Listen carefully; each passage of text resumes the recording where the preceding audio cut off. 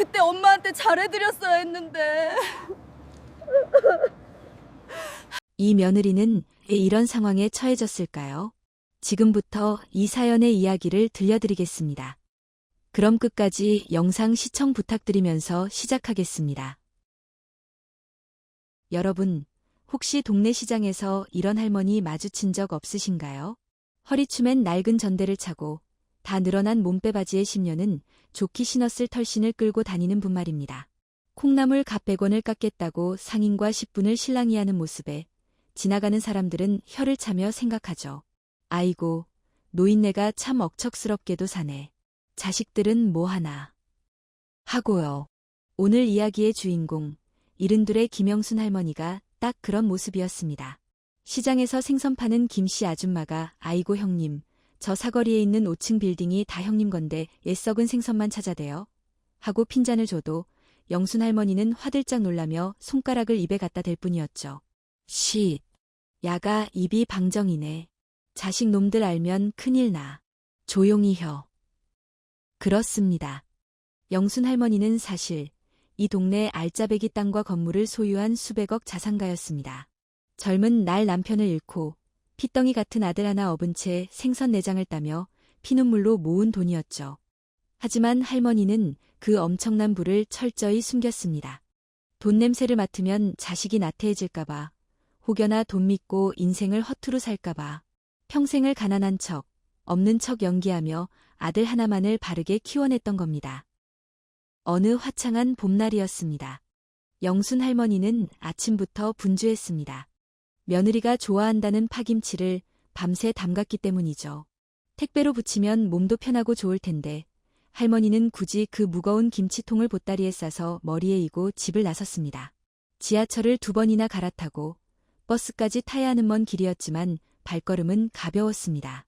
핑계김에 눈에 넣어도 안 아픈 손주 녀석 얼굴도 보고 경무에 시달리는 아들 어깨라도 한번 주물러주고 싶었으니까요. 서울의 번듯한 고층 아파트 단지 앞, 할머니는 유리창에 비친 자신의 모습을 한참이나 들여다봤습니다. 혹시나 낡은 옷차림 때문에 경비원이 잡상인 취급을 하지는 않을까, 행여나 며느리가 창피해하지는 않을까 옷매무새를 다듬고 또 다듬었죠. 가장 좋은 옷이라고 꺼내 입은 것이 5년 전 시장에서 3만 원짜리 블라우스였지만 할머니 눈에는 그저 곱기만 했습니다. 그렇게 설레는 마음으로 아들 집 현관 앞에 섰습니다. 초인종을 누르려던 할머니의 손이 문 안쪽에서 들려오는 웃음소리에 허공에서 딱 멈추고 말았습니다. 익숙한 목소리, 바로 며느리였습니다. 굳게 닫힌 현관문 너머로 며느리의 하이톤 목소리가 복도까지 울려 퍼졌습니다. 누군가와 통화를 하는 모양인데 그 내용이 할머니의 귀를 의심케 했습니다. 아, 몰라. 아까부터 시어머니한테 계속 전화 오는데 안 받았어. 받으면 뻔하잖아. 또 반찬 해놨다. 김치 가져가라 하겠지. 할머니는 숨을 죽였습니다. 며느리의 수다는 거기서 멈추지 않았습니다. 야, 말도 마. 너네 시어머니는 우아하게 골프 치러 다니신다며? 우리 시어머니는 어휴, 말하면 내 입만 아파. 시장통에서 생선 팔던 분이라 그런가 아무리 씻어도 그 퀴퀴한 비린내가 안 빠진다니까. 갈 때마다 집안 환기하느라 내가 죽을 맛이야. 비린내, 퀴퀴한 냄새.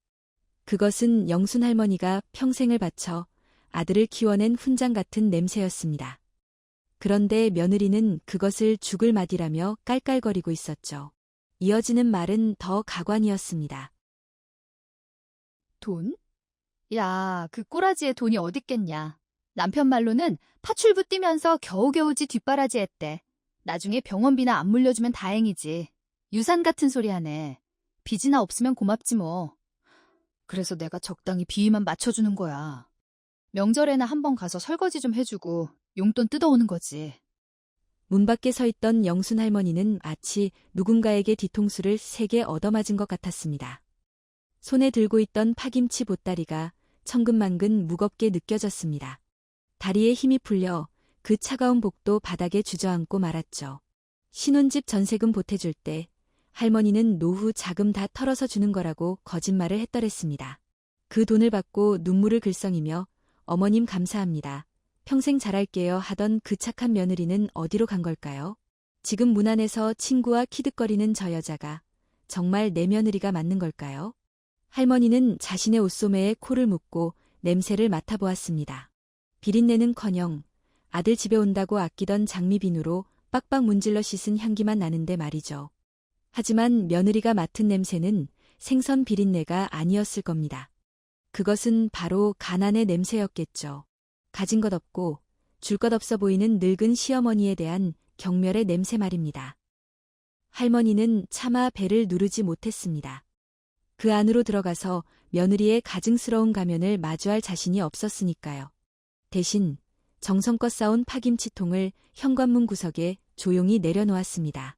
마치 버려진 자식처럼 덩그러니 놓인 김치통을 뒤로하고 할머니는 도망치듯 아파트를 빠져나왔습니다. 돌아오는 지하철 안차창 밖으로 스쳐 지나가는 한강을 바라보며 할머니는 하염없이 눈물을 훔쳤습니다. 주변 사람들이 수군거려도 귀에 들어오지 않았습니다. 그저 가슴 한가운데가 뻥 뚫린 것처럼 시리고 아팠으니까요. 하지만 여러분, 슬픔은 그리 길지 않았습니다. 평생을 시장 바닥에서 산전수전 겪으며 살아온 영순 할머니 아닙니까? 눈물이 마르자 그 자리엔 서늘한 분노가 들어찼습니다. 할머니는 주머니 속 꼬깃꼬깃한 손수건으로 눈물을 닦으며 이를 악물었습니다. 그래, 내가 돈이 없어서 무시를 당했다 이거지? 오냐, 니들이 그렇게 돈을 좋아한다면 그 돈이 얼마나 무서운지, 돈 없는 시어머니가 얼마나 독해질 수 있는지 내가 똑똑히 보여주마. 그날 밤 영순 할머니의 안방에서는 밤새도록 불이 꺼지지 않았습니다. 그리고 며칠 뒤 며느리의 간담을 서늘하게 만들 첫 번째 사건이 터지게 됩니다. 그날의 상처가 너무 컸던 탓일까요? 며느리의 뒷담화를 들은 지 며칠 지나지 않아 영순 할머니는 결국 탈이 나고 말았습니다. 평생 아픈 적 모르고 무쇠처럼 살아온 몸이었는데 마음의 병이 몸으로 터져나온 것이지요. 극심한 위경련으로 쓰러져 응급실로 실려간 할머니.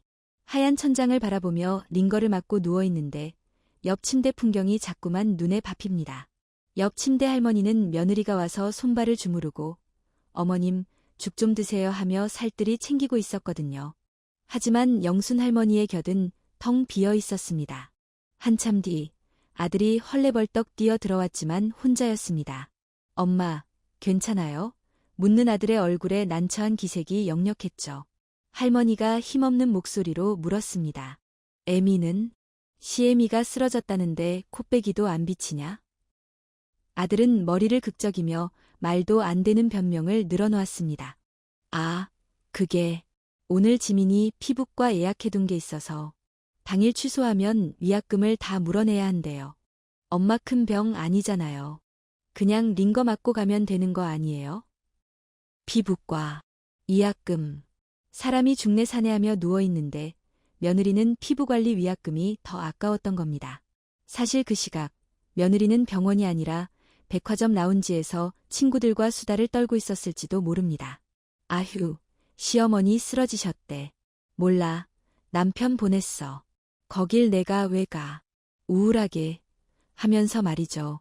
영순 할머니는 그날 링거 바늘이 꽂힌 팔보다 가슴이 더 시려오는 것을 느꼈습니다. 계절이 바뀌어 찬바람이 불기 시작했습니다. 김장철이 돌아온 것이죠. 해마다 며느리는 김장 때만 되면 묘하게 바빠지거나 아팠습니다. 올해도 여지없었죠. 어머님, 저 친정 가서 김장 돕기로 했어요. 죄송해요. 하지만 여러분, 그게 새빨간 거짓말이라는 걸 알게 되는 데는 그리 오래 걸리지 않았습니다. 영순 할머니의 동네 친구, 말자 할머니가 보내준 사진 한 장 때문이었죠.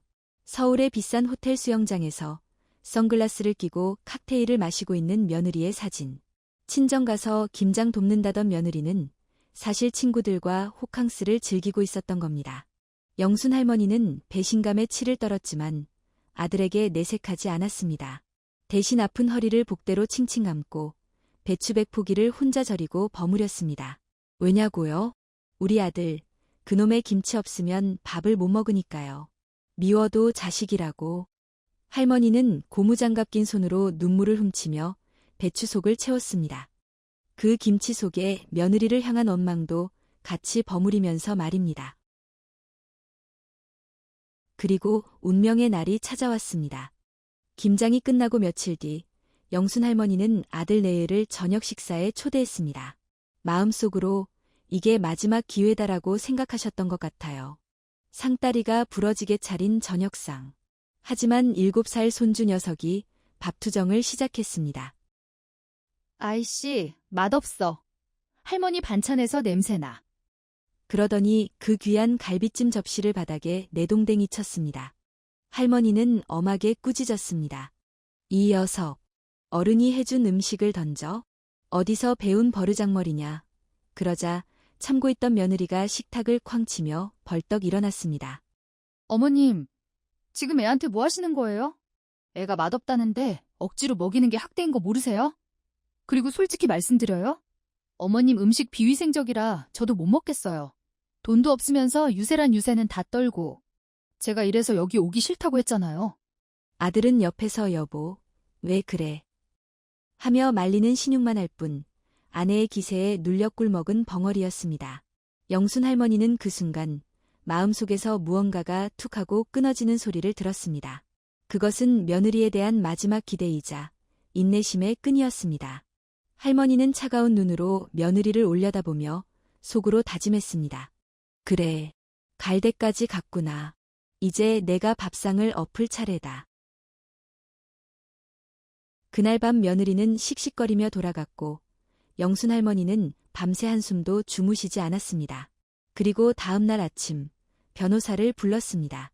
김 변호사, 준비해. 판을 좀 벌려야겠어. 그날 오후 며느리가 두고 간 스카프를 찾으러 다시 왔을 때였습니다. 평소엔 굳게 잠겨있던 안방문이 활짝 열려 있었죠. 며느리는 거실에 들어섰다가 믿을 수 없는 광경을 목격하고 얼어붙었습니다. 안방 한가운데 거대한 금고가 입을 벌리고 있었습니다. 그 안에는 꼬깃꼬깃한 삼짓돈이 아니라 번쩍이는 골드바가 쌓여 있고 5층 빌딩 등기 권리증, 그리고 영분이 너무 많아 세기도 힘든 고액 통장들이 쏟아져 나와 있었죠. 영순 할머니는 일부러 들으라는 듯 혼잣말을 중얼거렸습니다. 에잉, 이걸 다 사회에 기부하면 세금이 얼마나 나오려나. 며느리 알면 까무러치겠구먼. 문밖에서 훔쳐보던 며느리의 눈이 휘둥그레졌습니다. 냄새나는 노인네가 아니라 걸어다니는 기업이 눈앞에 있었던 겁니다. 어제 자신이 뱉었던 막말, 수치심. 그런 건 돈 앞에서 아무런 문제가 되지 않았습니다. 며느리의 눈빛이 탐욕으로 번들거리기 시작했습니다. 금고를 목격한 그날 이후 영순 할머니의 집에는 기이한 풍경이 펼쳐졌습니다.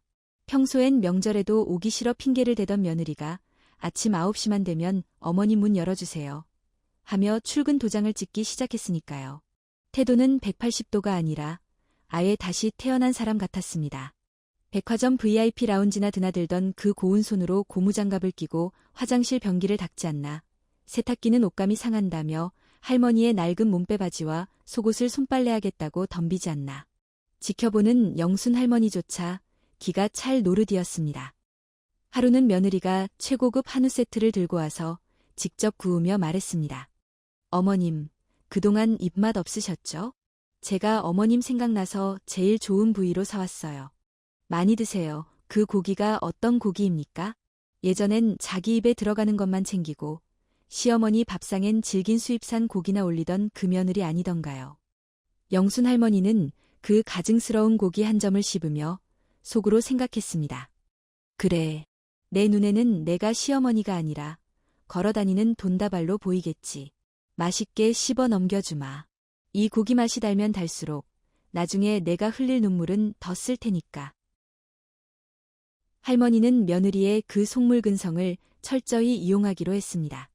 일부러 더 까탈스럽게 굴었죠. 애야, 어깨가 쑤신다.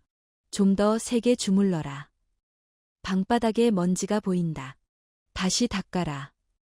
그럴 때마다 며느리의 눈썹이 움찔거리는 게 보였지만 입으로는 내 어머님, 당장 할게요.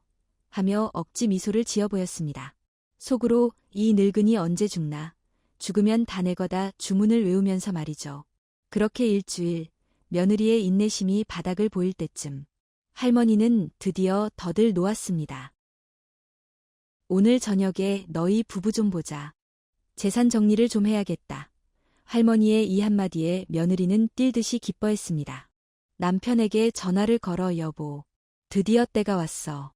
어머님이 증여해 주시려나 봐. 하며 난리를 쳤겠죠. 그날 저녁, 며느리는 가장 화사한 옷을 입고 입이 귀에 걸려서 달려왔습니다.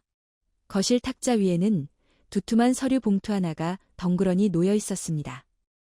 며느리의 시선은 마치 자석에 이끌리듯 그 봉투에 딱 달라붙어 떨어질 줄을 몰랐습니다. 할머니는 아주 천천히 차 한 모금을 마시고는 무겁게 입을 열었습니다. 내가 살 날이 얼마나 남았겠냐. 너희도 알다시피 내가 가진 게 좀 있다. 그걸 이제 정리하려고 한다. 며느리는 옆구리를 찌르며 웃음을 참지 못했습니다. 아유, 어머님. 저희는 그런 거 바라지도 않아요. 그냥 어머님 건강하게 오래 사시는 게 저희 행복이죠. 입에 침도 안 바르고 거짓말을 술술 내뱉는 며느리. 할머니는 그 눈을 똑바로 쳐다보며 봉투를 밀어주었습니다. 그래, 바라지 않는다니 다행이구나. 자, 열어봐라. 내 결심이다. 떨리는 손으로 봉투를 집어든 며느리. 등기 권리증이나 증여 계약서를 기대하며 서류를 꺼냈습니다. 하지만 첫 장을 읽어내려가는 며느리의 표정이 순식간에 일그러지기 시작했습니다. 하얗게 질리다 못해 파랗게 변해가는 그 얼굴. 종이에 적힌 제목은 전 재산 사회 환원 약정서. 그리고 그 뒤에 붙은 또 하나의 서류는 별표 이혼소송 소장 별표이었습니다. 이게 뭐예요? 사회 환원이라니요? 기부라니요? 어머님, 노망 나셨어요? 방금 전까지 건강만 하세요 하던 착한 며느리는 온데간데 없었습니다.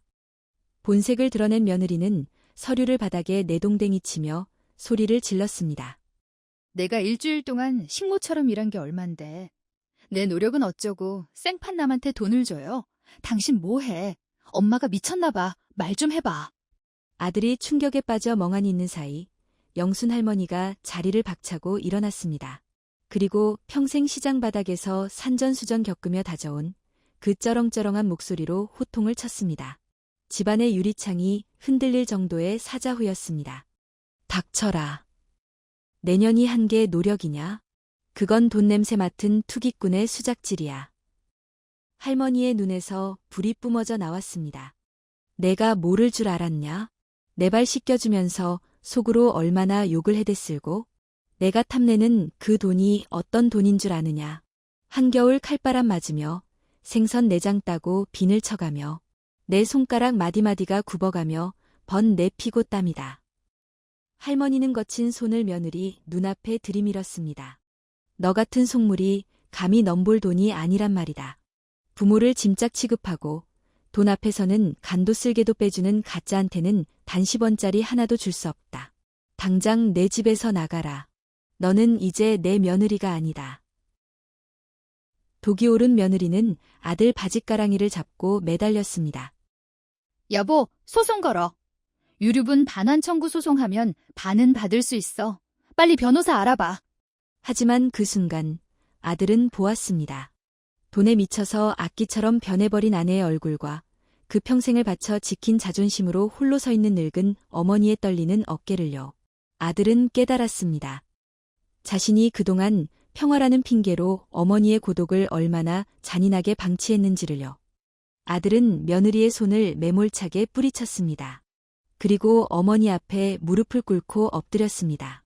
오열하며 바닥을 쳤습니다. 엄마 미안해요. 제가 멍청했어요. 저 돈 다 필요 없어요. 저 여자랑 끝낼게요. 그냥 엄마 아들 할게요. 용서해 주세요.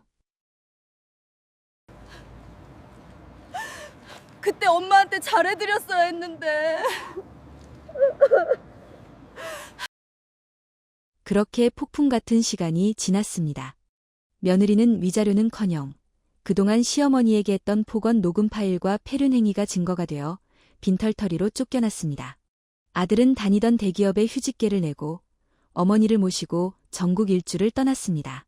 맛있는 것도 먹고 좋은 경치도 보며 두 모자는 참 많이도 울고 웃었답니다.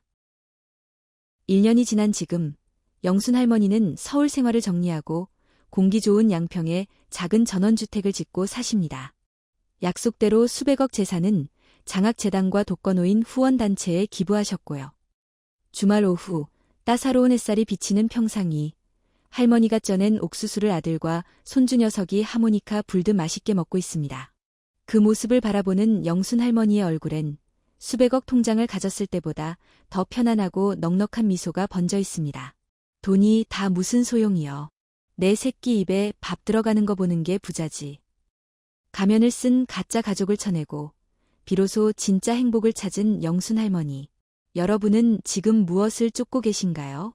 돈인가요? 아니면 사람의 마음인가요? 끝까지 들어주신 여러분, 진심으로 감사합니다. 다음에도 우리들의 희로애락이 담긴 이야기로 찾아올게요. 오늘 영상이 마음에 드셨다면 화면 아래에 있는 빨간색 구독 버튼과 엄지척, 좋아요를 꼭 눌러주세요. 구독을 누르시면 매일 새로운 우리네 사는 이야기를 가장 먼저 받아보실 수 있습니다. 늘 건강하세요.